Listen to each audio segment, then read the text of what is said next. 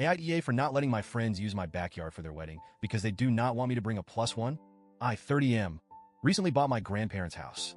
It's not just a house to me, it's home in the deepest sense of the word. My grandparents lived there for decades, and it's where I spent my best childhood memories. It was the hangout spot for me and my friends growing up.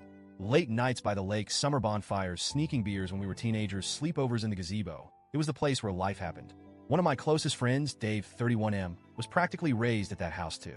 He and I met in elementary school, and we've been inseparable ever since. We were the kind of friends who finished each other's sentences, knew each other's family drama inside and out, and even had a secret handshake well into our teenage years. Dave has been with Kim, 29F, for almost a decade. They're that couple that always seemed meant to be, the kind where people just knew they'd get married eventually. When I told them I was buying the house, they were ecstatic. Not just because they knew how much it meant to me, but because they asked if they could have their wedding there. Now, this house is gorgeous.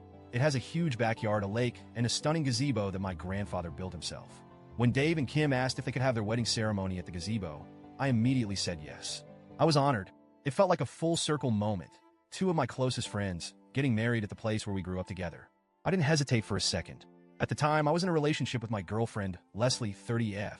We had been together for 4 years, and things were serious. So serious that she and I were actually planning to buy the house together. We had talked about our future there, imagined raising kids in the same backyard where I grew up, and even discussed renovations. But then, during the process of securing financing for the house, I uncovered something I never saw coming. Leslie was drowning in debt. I'm not talking about a little credit card debt or a car loan. I'm talking a mountain of financial disaster that she had kept secret from me for 4 years. Credit cards maxed out, personal loans stacked on top of each other, tens of thousands of dollars gone, with no explanation for where it all went. I was completely blindsided. I felt betrayed. It wasn't even just about the debt. It was the fact that she had lied about it for our entire relationship. She let me plan a future with her under completely false pretenses. When I confronted her, she cried, begged me not to leave, promised she'd fix it. But I just couldn't do it. I couldn't stay with someone who could keep something that huge from me for so long. So I ended things.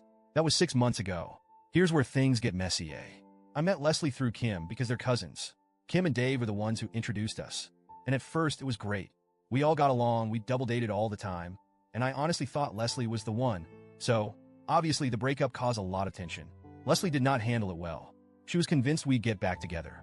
Even now, 6 months later, she still sends me long messages about how she knows we're meant to be and how our love is stronger than this obstacle. She's shown up at my house multiple times trying to talk, despite me making it very clear that I'm done. About 2 months ago, I started dating again. It wasn't anything serious at first, just dipping my toes back into the dating pool, but I eventually met someone I really like. She's kind, funny, supportive, and honestly makes me feel like myself again.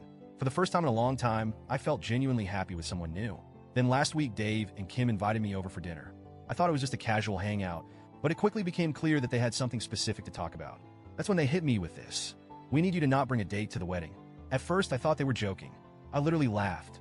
But when I saw their serious faces, I realized they weren't kidding. I asked why. Kim sighed and gave me this look. You know, the one people give when they think they're being reasonable, but are actually being completely unfair? It's just, Leslie is still really struggling with the breakup. It would be really hard for her to see you with someone else, especially at the wedding.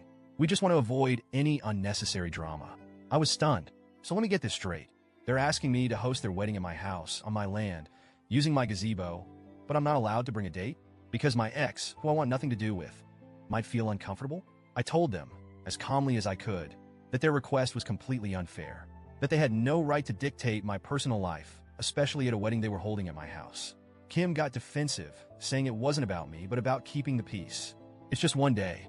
Can't you just do this one thing? For Leslie's sake? I told them absolutely not.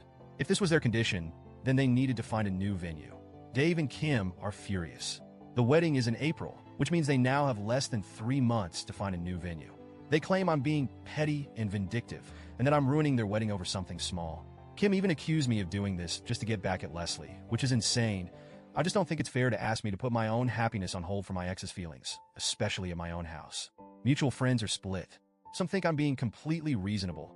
It's my house. I should get to have my own rules. Others think I'm being harsh and should just let it go to avoid drama. Even my parents weighed in. My mom thinks I should let it slide for the sake of friendship, but my dad literally laughed and said, "Hell no." So, Reddit, AIDA?